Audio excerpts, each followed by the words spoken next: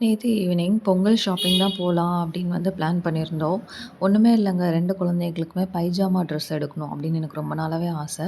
But நெறைய கடைகள்ல போய் பார்த்தோம். ரேட் எல்லாமே 800க்கு மேல தான் இருந்தது. அது மட்டும் இல்ல, கலர்ஸ் நெறைய இல்லவே இல்ல. ஒயிட்ல இருந்தது. நாங்க தேடினது கோல்டன் கலர் நல்லாவே இல்ல.